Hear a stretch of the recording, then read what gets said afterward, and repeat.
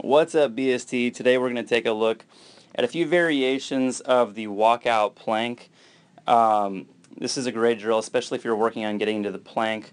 If you're working on crawling, a lot more shoulder, let's just say shoulder stability than maybe people think.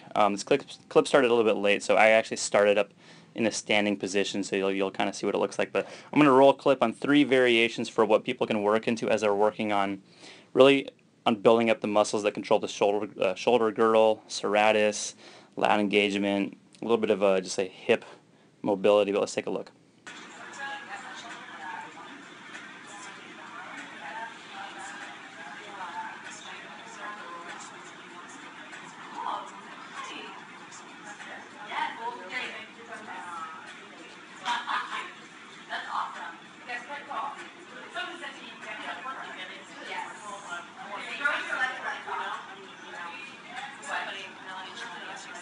Okay, so let's go ahead and start from the beginning. Again, this started a little bit late, so I actually started from a standing position. The first variation is sort of like what we'll try to work into, which is I'm going to work into a plank.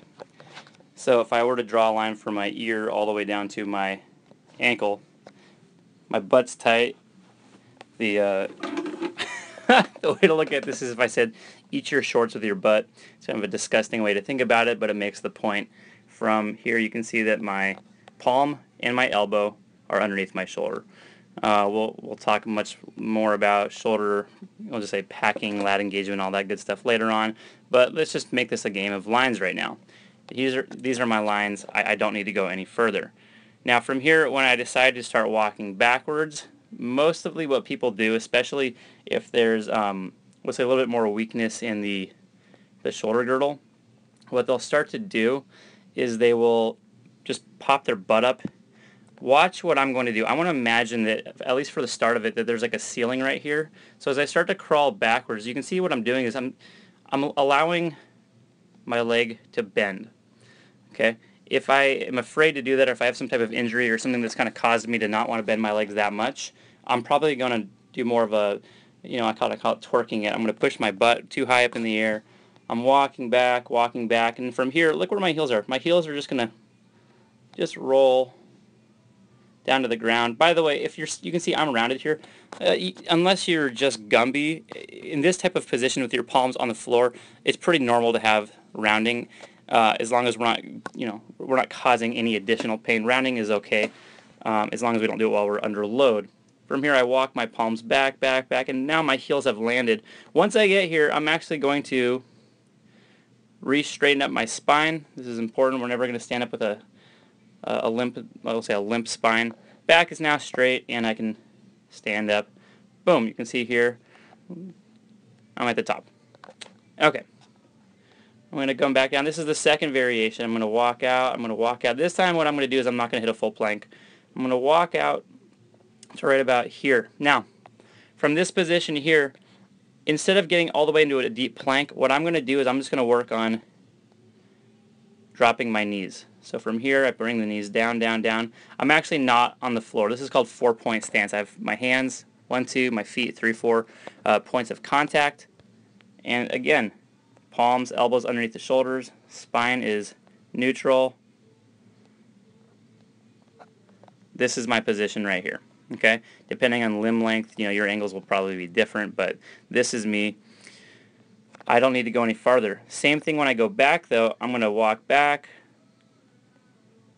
And again, what I'm not doing is I'm not popping my butt up. That's really the key to this video, is try to walk low, rock back to the heels, stand up.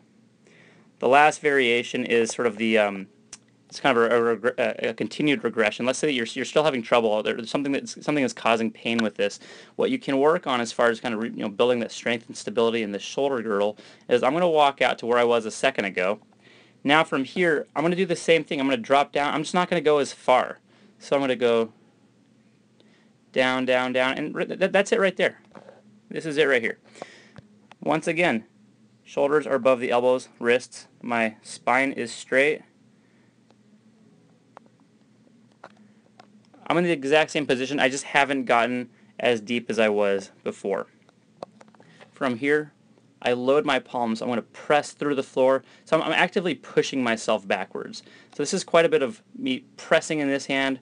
Now from here, now I'm switching, now I'm pressing through this palm, push, push, push, push, push, and it just goes back and forth, till eventually I can now transfer into my feet, push, and then I'm at the top.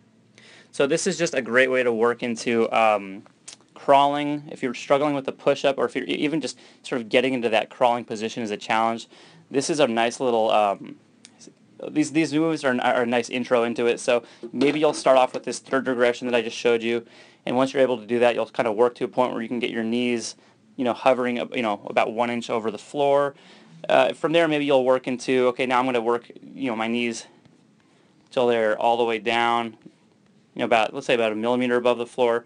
And then finally, I said, yeah, I'm able to do this, and I'm strong enough to go through about 5 to 10 of these. The next thing you can work is, okay, I'm going to do the same thing, but now I'm going to work all the way into a plank. Okay, hope this helps out. Any questions, let me know, and I will see you guys later.